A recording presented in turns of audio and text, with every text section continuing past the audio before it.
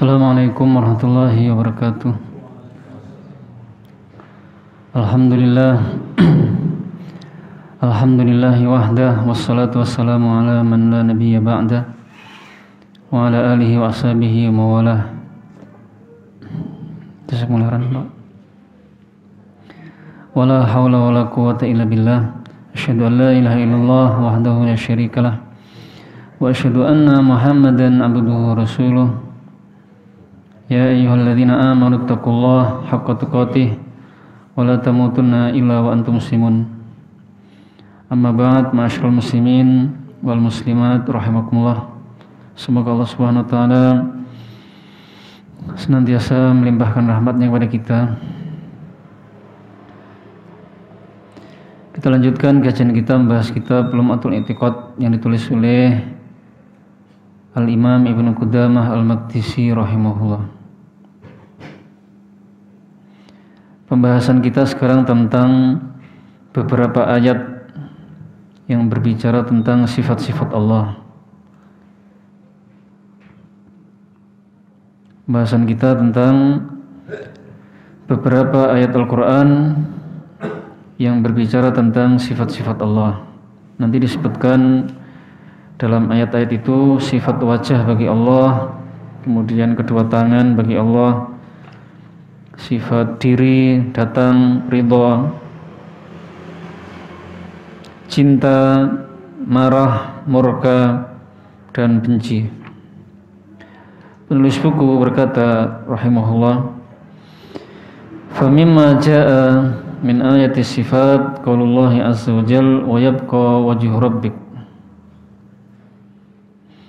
Di antara ayat-ayat sifat adalah firman Allah azza wa jalla, dan kekal wajah Rabbmu. Ayat ini menjelaskan atau menetapkan wajah bagi Allah Subhanahu wa taala. Jadi kita wajib meyakini Allah Subhanahu wa taala memiliki wajah hakiki sesuai dengan keagungannya. Dan itu dalilnya bukan hanya dalil dari Al-Qur'an, tapi dalilnya dari Al-Qur'an, As-Sunnah, dan ijma' salafus saleh. Adapun dalil dari Al-Qur'an tadi telah disebutkan. Allah Subhanahu wa taala firman, "Kullu man 'alaiha fan wa yabqa wajhu rabbika dzul jalali wal ikram." Semuanya akan musnah, semua makhluk akan musnah,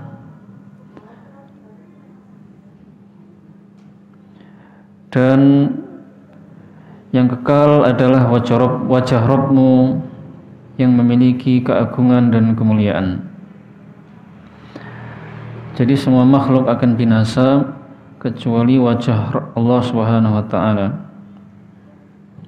Dan wajah Allah disifati oleh Allah memiliki keagungan dan kemuliaan.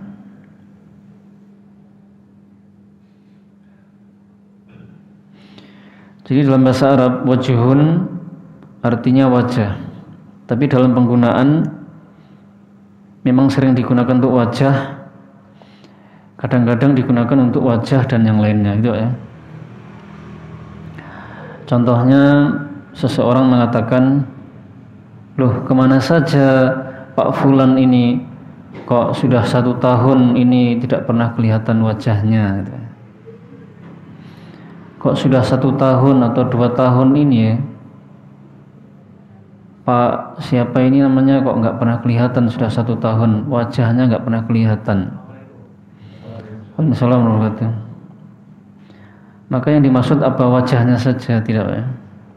Yang dimaksud wajah dan yang lainnya, tangannya juga, kakinya.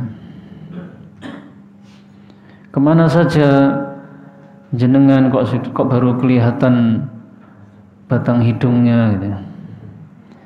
Kok baru sudah berjalan 1 tahun ini baru kelihatan batang hidungnya. Nah, apa yang dimaksud hanya batang hidung saja? Tidak. Tapi ya batang hidungnya, wajahnya, dan dirinya, gitu ya. Jadi semua binasa kecuali wajah Allah.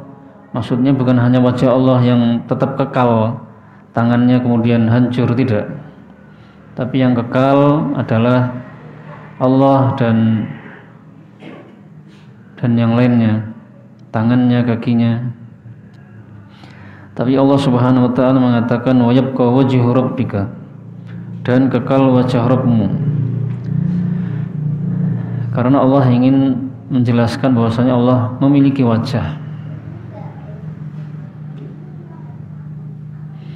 Kemudian dalil dari hadis Nabi SAW, beliau bersabda kepada Sa'ad bin Abi Waqqas, innaka lan tunfik nafaqatan tabtaghi biha wajh Allah illa ujirta 'alaiha. Sesungguhnya engkau tidaklah infak dengan suatu infak dan engkau mengharapkan wajah Allah karenanya, maka engkau diberi pahala. Dan para salaf, yaitu para sahabat tabi'in dan tabi'ut tabi'in, sepakat bahwasanya Allah Subhanahu wa taala memiliki wajah. Maka wajib bagi kita menetapkan, mengimani Allah itu punya wajah. Tidak boleh kita mengingkarinya atau menolaknya. Tidak boleh merubah maknanya kepada makna yang lain. Seperti sebagian ahlu ta'til merubah maknanya, wajah dimaknai dengan pahala. Wa yabqa wajhu rabbika, dan wajah Rabbmu kekal. Mereka memaknai dan kekal pahala Rabbmu itu. Maka ini menyelisihi zahir nas, tidak sesuai dengan tekstual dalilnya, menyelisih tekstualnya. Yang kedua, menyelisihi metode atau jalannya para salaf. Karena para salaf memaknai, memahami wajah Allah itu ya wajah. Ketika Allah Subhanahu wa taala firman, "Wa yabqa wajhu rabbika" atau ketika Rasulullah bersabda, "Innaka lan tunfik nafaqatan tabtaghi biha wajh Allah." Para sahabat tidak ada riwayat atau keterangan para sahabat itu menanyakan, "Wahai Rasulullah, yang dimaksud wajah itu apa ya?" Tidak pernah tanya-tanya begitu. Karena mereka langsung faham, wajah itu ya wajah. Jadi tidak pernah ada nukilan para sahabat bertanya wajah Allah itu maknanya apa ya Rasulullah, atau tabi'in bertanya kepada sahabat wajhullah itu maknanya apa.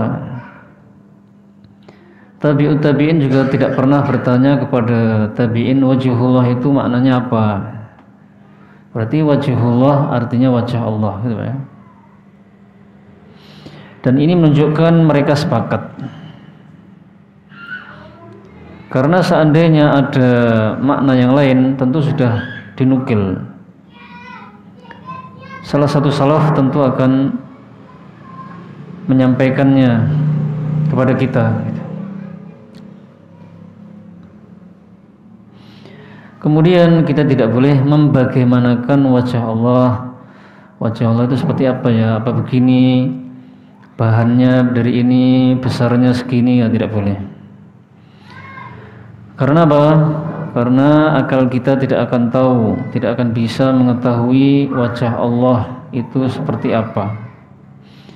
Bentuknya seperti apa? Besarnya seberapa? Karena yang pertama, Allah Subhanahu wa taala tidak pernah mengabarkan kepada kita bagaimana wajah Allah itu, hakikatnya seperti apa.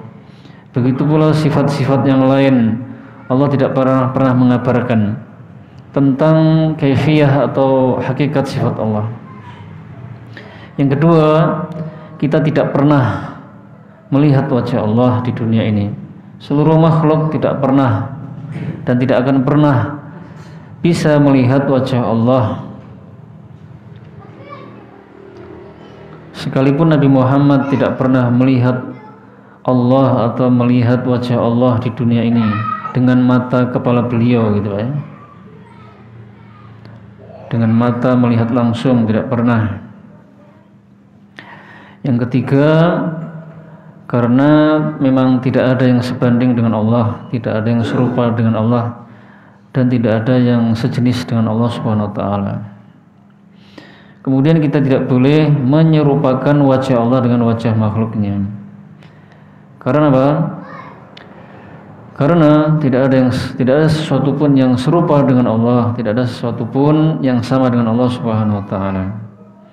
Laisa kamitslihi syai' wa huwas samiul basir. Tidak ada sesuatu pun yang serupa dengan Allah. Dan Dia Maha mendengar lagi Maha melihat. Berikutnya, wa qauluhu subhanahu wa ta'ala bal yadahu mabsutatan. Juga firman-Nya subhanahu wa ta'ala, bahkan kedua tangannya terbentang. Ayat ini menjelaskan bahwasanya Allah memiliki tangan, dan tangan Allah dua, bal yadahu, bahkan kedua tangannya.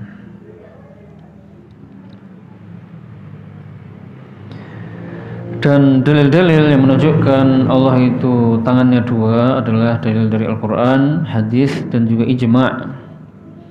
Dalil dari ayat tadi sudah ya, dari Al-Quran, bal yadahu mabsutatan, bahkan kedua tangannya terbentang.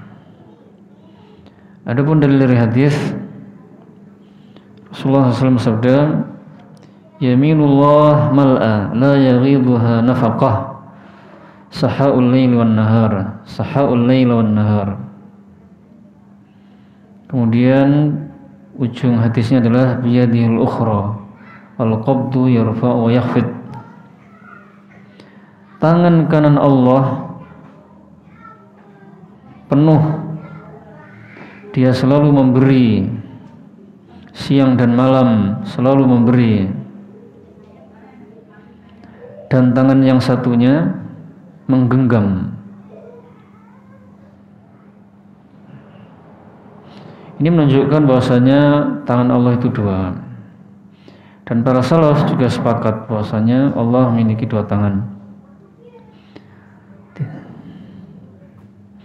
Maka wajib bagi kita menetapkan Allah punya dua tangan hakiki sesuai dengan keagungannya, tidak serupa dengan tangan makhluknya, tidak boleh kita menolaknya, tidak boleh kita membagaimanakannya atau merubah makna tadi, makna kedua tangan kepada makna yang lain. Seperti sebagian al-mu'attilah atau ahlu ta'til merubah maknanya, kedua tangan dimaknai dengan kekuatan atau kenikmatan.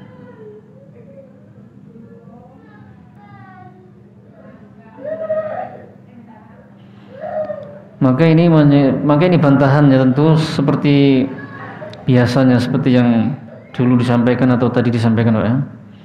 Bantahannya adalah pemaknaan seperti itu menyelisihi zahir nas, tidak sesuai zahir nas atau tekstual nas. Yang kedua, menyelisihi jalannya para salafus saleh.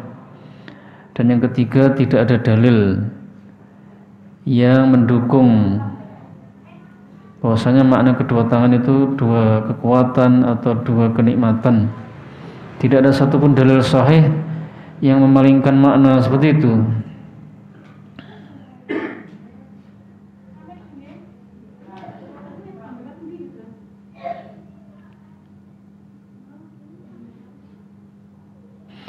Lagi pula, jika dimaknai dengan kenikmatan atau kekuatan, itu juga bertentangan dengan dalil-dalil yang lain.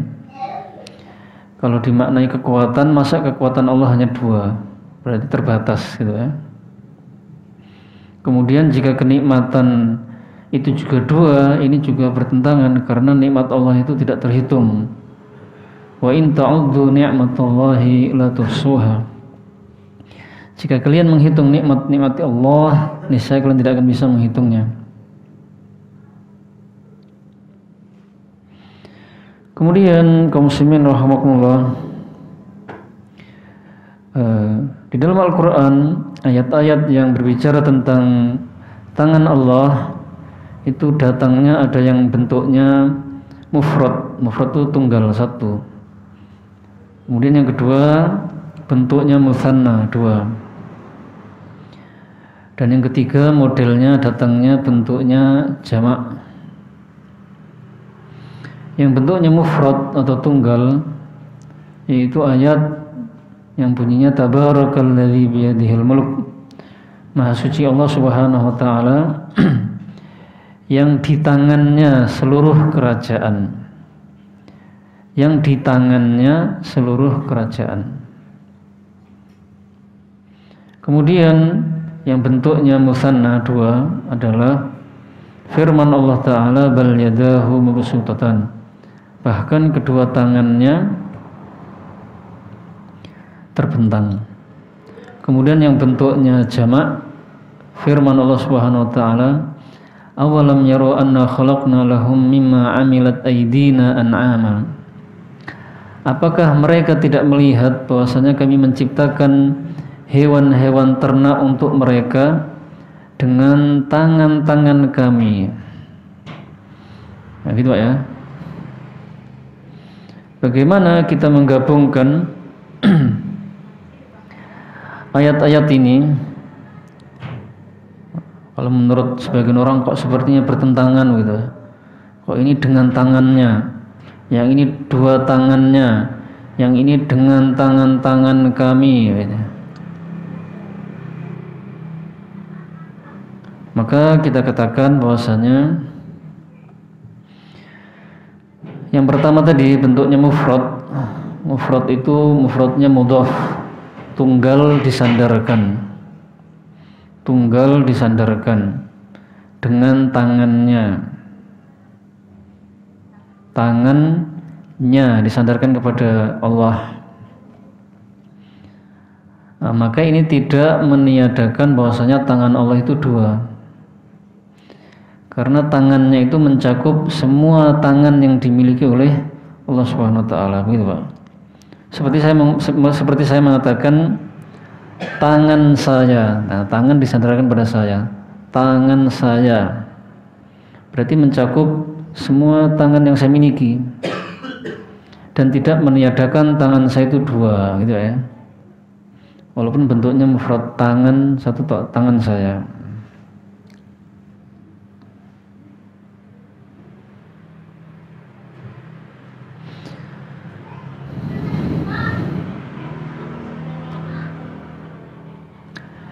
Hewan apa yang punya banyak tangan, ya? Misalnya kelabang. Kelabang itu tangan atau kaki? Tangannya kelabang. Ternyata tangannya bukan cuma satu, tapi banyak sekali. Tangannya bentuknya mufrad.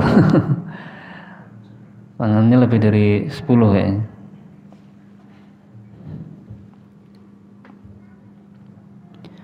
Atau misalnya saya tanya, ada orang tidak di dalam.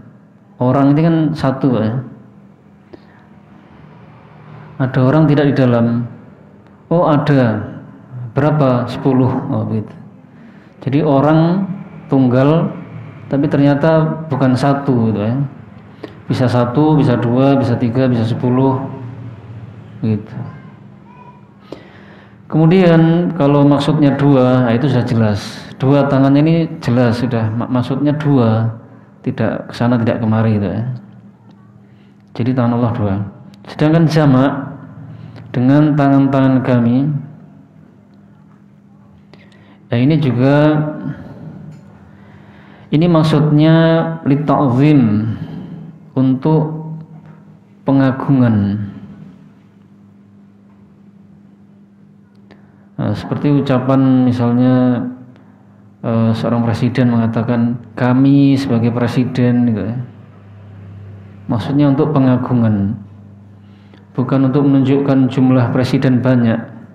Kami sebagai presiden, presidennya satu gitu ya. Jadi untuk li ta'zim itu yang pertama. Allah Subhanahu wa taala sendiri juga sering menyatakan dengan kata-kata kami di dalam Al-Qur'an. Contohnya inna nahnu nazzalna dzikra wa inna lahu lahafizun.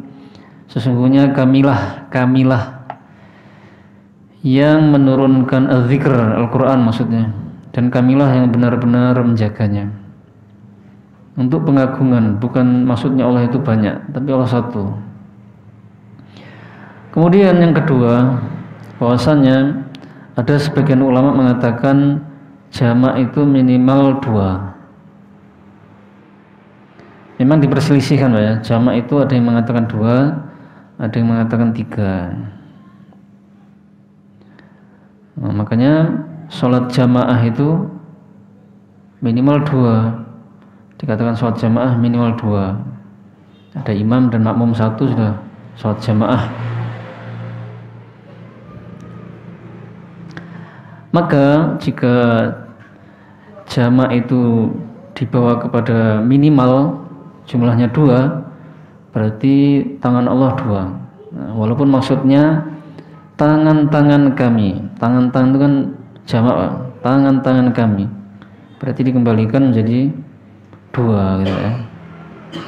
Dikembalikan kepada ayat yang jelas-jelas nyata 2 tadi. Ini menunjukkan tangan Allah Subhanahu wa taala 2.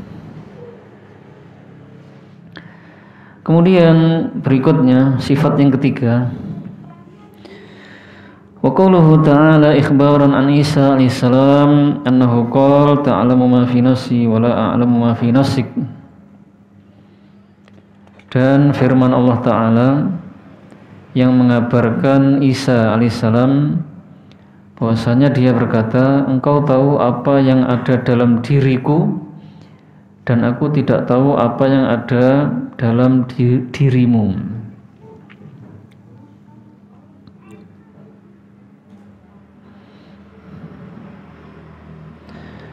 Nah, jadi kalau disebut ayat lengkapnya itu ceritanya Allah Subhanahu wa taala berkata kepada Nabi Isa, wa idz qala Allah ya Isa a anta qulta lin-nasi ittakhidhuni wa ummi ilahaini min dunillah. Dan ingatlah ketika Allah berfirman, wahai Isa bin Maryam, apakah kamu yang berkata kepada manusia bahwasanya ya jadikanlah aku dan ibuku sebagai Tuhan selain Allah? Maka Nabi Isa berkata, qala subhanaka ma yakunu li an aqula ma laysa li bihaq in kuntu qultuhu faqad alimtah. Maha suci engkau ya Allah, tidak patut bagiku berbicara yang bukan menjadi hakku. Nah, seandainya aku telah mengatakannya, tentu engkau sudah mengetahuinya.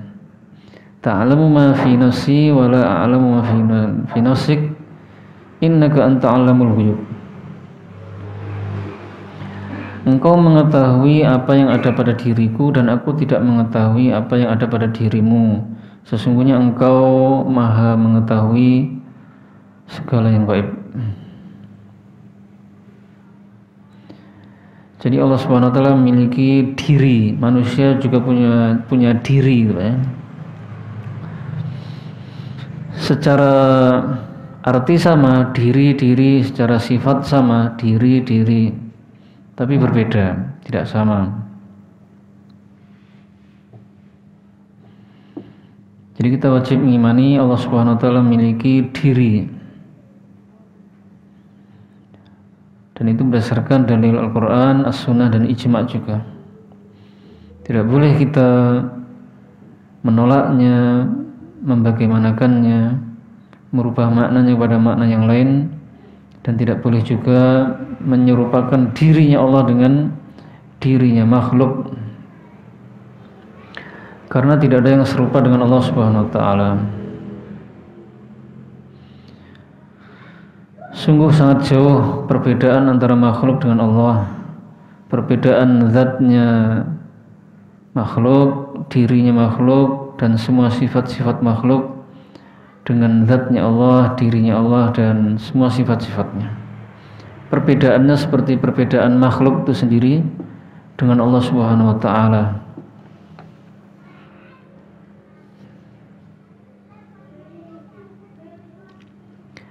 Manusia melihat, Allah melihat. Perbedaannya sangat jauh. Seperti perbedaannya makhluk itu dengan Allah Subhanahu wa taala. Manusia punya diri, Allah punya diri. Perbedaannya sebagaimana perbedaan makhluk dengan Allah. Manusia memiliki, Allah juga memiliki. Perbedaannya seperti perbedaan makhluk dengan Allah Subhanahu wa taala. Allah Subhanahu wa taala memiliki langit, bumi dan seluruh alam beserta isinya. Manusia punya sedikit. Itu pun juga dari Allah gitu ya. Di dalam sebuah hadis qudsi dikatakan, "Law anna awwalakum wa akhirakum wa insakum wa jinnakum qamu fi sa'idin wahidin." Kalau seandainya seluruh manusia dan jin dari yang terawal dahulu sampai yang terakhir berdiri di satu tempat, semuanya minta kepada Allah apapun, minta permintaan yang dalam hatinya, yang diinginkan apa saja itu ya. Semuanya minta dalam satu waktu, maka Allah Subhanahu wa taala akan mengabulkannya. Dan itu diumpamakan seperti jari yang dimasukkan ke dalam samudera, kemudian ditarik jari itu dan jatuh 1-2 tetes itu. Jadi apapun yang diminta oleh manusia, per orang minta pesawat, minta mobil 100 misalnya, minta rumah 100 karena rakusnya misalnya ya. Jadi hanya setetes 2 tetes itu. Yang dimiliki Allah tidak berkurang sama sekali. Jadi perbedaan sifatnya makhluk dengan sifat Allah itu ya seperti perbedaannya makhluk dengan Allah Subhanahu wa taala, sangat beda dan jauh sekali. Berikutnya sifat yang keempat. Wa qauluhu subhanahu wa ta'ala wa ja'a rabbuk. Juga firman-Nya Subhanahu wa taala, dan datanglah Rabbmu. Wa qauluhu ta'ala, hal yanzuruna illa ayyatiyahumullah. Juga firman-Nya, tidak ada yang mereka tunggu selain Allah mendatangi mereka. Kedua ayat ini menjelaskan tentang sifat datang. Sifat datang bagi Allah, tapi datangnya nanti pada hari kiamat. Bukan setiap saat datang, tapi datang pada hari kiamat untuk menegakkan keadilan.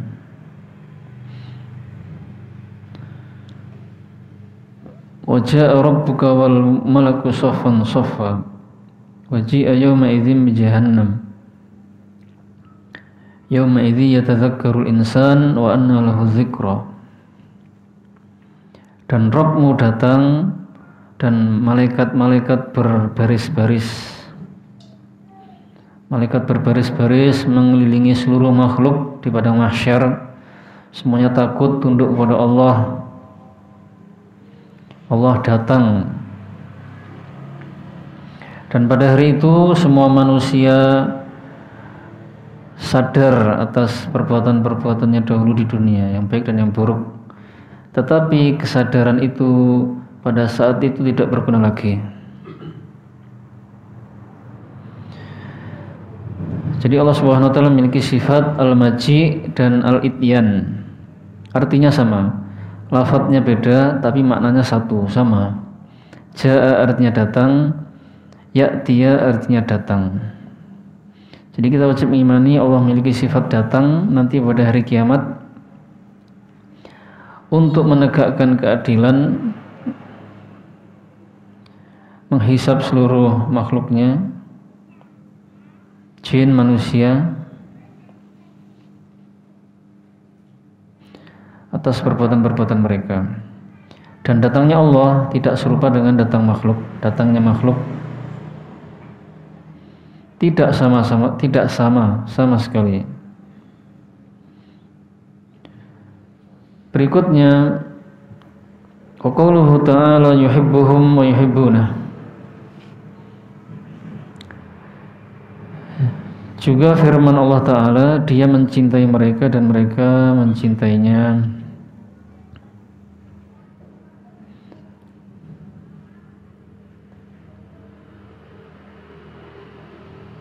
Oh, sebelumnya tertinggal, Pak. Wa qauluhu ta'ala radhiyallahu anhum wa radu an.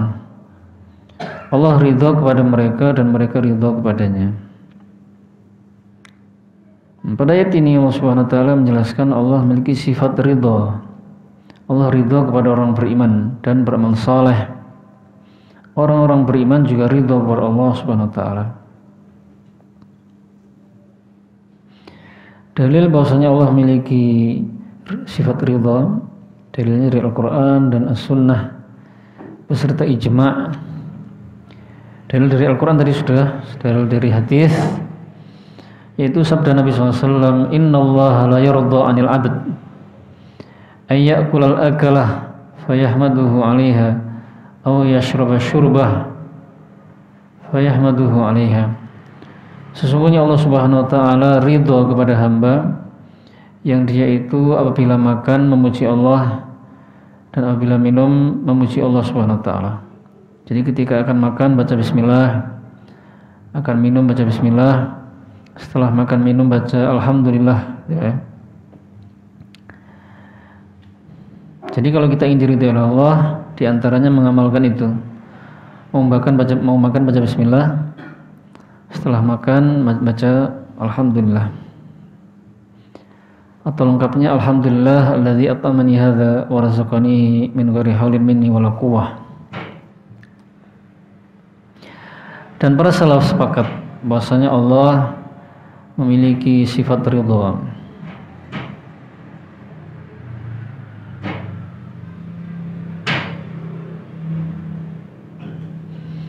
Kemudian tadi berikutnya sifat yang keenam, sifat cinta.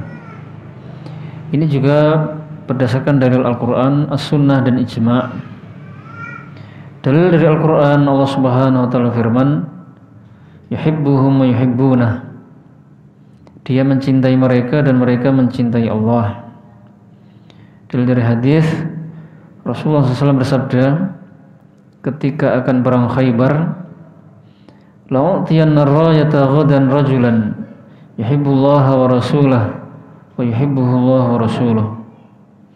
Sungguh besok ini saya akan memberikan bendera komando perang, ya, kepada seorang laki-laki yang dia mencintai Allah dan Rasulnya, dan Allah serta Rasulnya juga mencintainya. Para salaf juga ijma' bahwasanya Allah memiliki sifat cinta. Allah mencintai dan dicintai.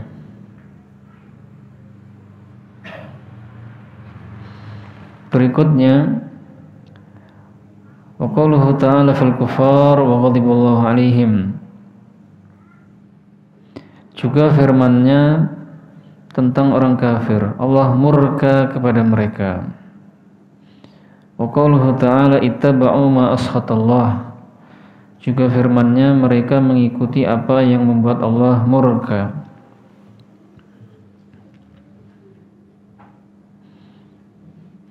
Ada sifat ghadab dan ada sifat sakhat. Berarti ini sifat ketujuh dan sifat yang kedelapan. Ghadab itu artinya marah atau murka. Sakhat artinya juga marah atau murka, sama. Bedanya apa? Bedanya menurut sebagian ulama, kalau ghadab itu marah dari yang besar kepada yang kecil, gitu ya. Ghadab marah dari yang besar kepada yang kecil. Kalau sakhat itu marah dari yang kecil ke yang besar, bisa juga ke yang besar ke yang kecil. Dari yang besar ke kecil atau dari yang kecil ke yang besar. Menurut ulama yang lain, kalau sakhat itu muqaddimah atau permulaan menuju ghadab. Jadi sakhat itu marah tapi masih di awal. Nanti yang ke atasnya lagi adalah ghadab. Nah, itu ya. Allah Subhanahu wa taala memiliki sifat ghadab dan sakhat. Allah marah ghadab kepada orang kafir dan ghadab marah kepada sebagian pelaku dosa-dosa besar.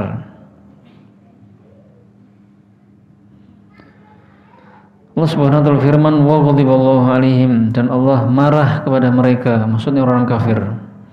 Allah Subhanahu wa taala firman, wa may yaqtul mu'minan muta'ammidan fajazauhu jahannamu khalidan fiha wa ghadiballahu alaihi.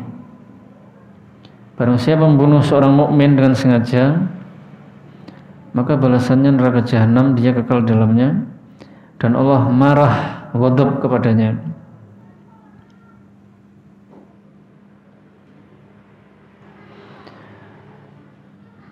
Kita wajib mengimani sifat itu dan tidak boleh menolaknya, tidak boleh merubah maknanya kepada makna yang lain, seperti sebagian ahlu ta'til memaknai ghadab, marah, dengan ingin membalas. Maaf, memaknai marah dengan membalas atau mengazab, menghukum, membalas gitu ya. Padahal kedua hal ini berbeda. Marah dengan membalas atau mengazab itu berbeda. Kita sendiri bisa membedakan. Kalau marah belum tentu menghukum gitu ya. Tapi kalau menghukum, menyiksa, mengazab, ini sudah marah. Sebelumnya malahan. Nah, mengazab ini hasil dari marah itu, buah dari marahnya itu. Maka Allah Subhanahu wa taala marah, maknanya ghadab adalah marah atau murka. Dan kita tidak boleh menyamakan marahnya Allah dengan makhluknya. Kalau manusia marahnya itu matanya mungkin melotot, mendelik, wajahnya memerah. Nah, kalau Allah tidak boleh digambarkan seperti itu. Kemudian sakhat, Allah juga memiliki sifat murka. Murka kepada orang kafir, kepada orang-orang fasik dan yang gemar bermaksiat. Allah Subhanahu wa taala firman, "Dzalika bi annahum muttaba'u ma askhatallah." Mereka mengikuti apa-apa yang membuat Allah murka. Jadi kalau kita tidak ingin Allah murka kepada kita, janganlah kita gemar bermaksiat. Sifat berikutnya adalah sifat benci. Sifat yang ke-9. Wa qauluhu ta'ala walakin karihallahum bi'athahum. Juga firman Allah Ta'ala, Allah membenci keberangkatan mereka.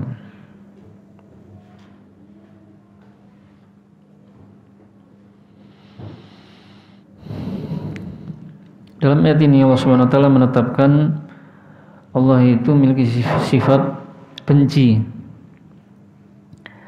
Benci kepada keberangkatan mereka, maksudnya benci kepada keberangkatan orang-orang munafik untuk perang. Karena kebiasaan orang-orang munafik pada zaman Rasulullah, ketika diajak perang, Pak, melawan orang kafir di medan perang itu, mereka suka minta izin, banyak alasan, tidak bisa hadir karena begini. Pokoknya mereka itu malas dan memang sebenarnya tidak mau perang gitu. Tapi ketika mereka terpaksa untuk perang, Allah juga tetap tidak suka pada mereka. Karena kalau mereka berangkat itu suka mengganggu, mengacaukan, membuat kekacauan, dan suka melemahkan para sahabat, ngendor-ngendori juga. Jadi Allah Subhanahu wa taala benci pada mereka dan benci kepada keberangkatan mereka. Kemudian dalil dari hadis bahwasanya Allah Subhanahu wa taala memiliki sifat benci. Rasulullah SAW bersabda, "Innallaha karihalakum thalathan qila wa qala." wa kasratas su'al wa idha'atal mal. Sesungguhnya Allah membenci 3 hal untuk kalian, yaitu katanya-katanya, banyak bertanya, dan menyanyiakan harta. Jadi Allah benci kepada 3 hal ini. Katanya-katanya, kabar burung. Katanya-katanya ini banyak makna, di antaranya adalah banyak bicara, tapi tidak tahu yang dibicarakan itu benar atau salah, yang penting bicara saja. Makna yang kedua, dia suka menukil-nukil perkataan. Pokoknya perkataan, katanya begini, katanya ada berita. Dia tidak tahu benar atau salah berita, tidak diperiksa dahulu, tapi disampaikan saja. Makna yang ketiga adalah dia berbicara yang membahayakan. Banyak berbicara hal-hal yang membahayakan, yang buruk daripada yang baik atau yang bermanfaat. Kemudian makna banyak bertanya bisa juga dimaknai dengan kasratus su'al, banyak meminta. Banyak minta-minta ke orang padahal tidak butuh, dia minta-minta. Termasuk banyak bertanya, maksudnya pertanyaan-pertanyaan yang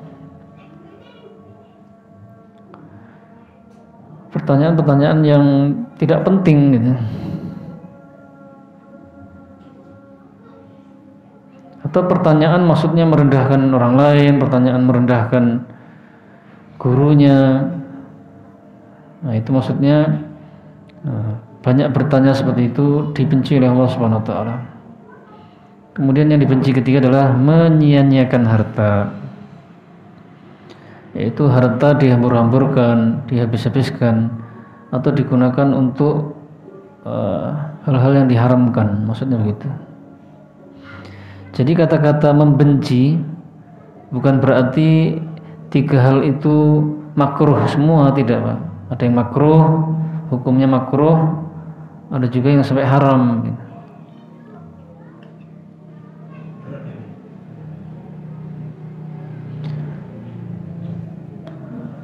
Nah, termasuk seperti kita kalau membenci kesyirikan, ya, maka kesyirikan ini bukan makruh tapi haram. Kita membenci kemaksiatan apa, maka dia haram hukumnya.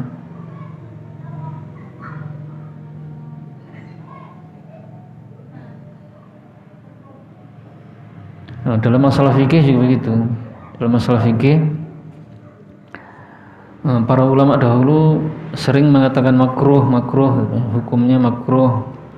Ini sesuatu yang makruh, maksudnya makruh itu haram. Seringnya begitu. Karena makruh itu ada 2, ada makruh at-tahrim dan ada makruh at-tanzih. Makruh maksudnya haram, dan yang kedua maksudnya makruh adalah makruh himbauan agar perbuatan itu ditinggalkan, tapi kalau dikerjakan tidak berdosa gitu. Makruh tanzih, karahatu tanzih, dibenci untuk kalau dikerjakan itu dibenci, jadi dianjurkan, dihimbau untuk meninggalkannya. Jadi Allah Subhanahu wa taala memiliki sifat benci berdasarkan dari Al-Quran, As-Sunnah, dan Ijma'. Tidak boleh kita menolak sifat benci itu bagi Allah. Tidak boleh kita merubah maknanya kepada makna yang lain. Seperti ahlu ta'til memaknai benci dengan menjauhkan.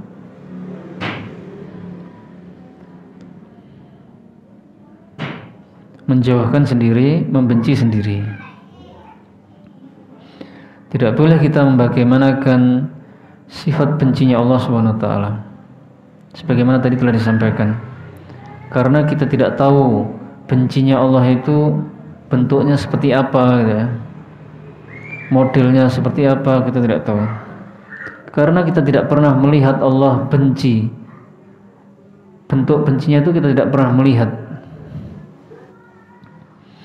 Kemudian yang kedua, tidak pernah Allah mengabarkan, memberitahu Allah itu kalau marah begini-begini, tidak pernah ada pengkabaran baik dari Al-Quran maupun hadis Nabi SAW. Dan yang ketiga, kita tidak pernah melihat yang sebanding dengan Allah. Kemudian yang keempat, tidak pernah kita melihat yang sejenis dengan Allah Subhanahu wa taala.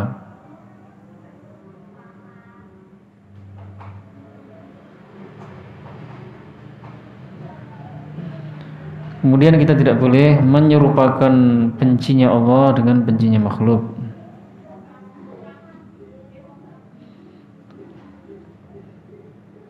Sepertinya kajiannya sampai sini dulu. Kita akhiri. Subhanakallahumma bihamdika asyhadu an la ilaha illa anta astaghfiruka wa atubu ilaik. Wassalamualaikum warahmatullahi wabarakatuh.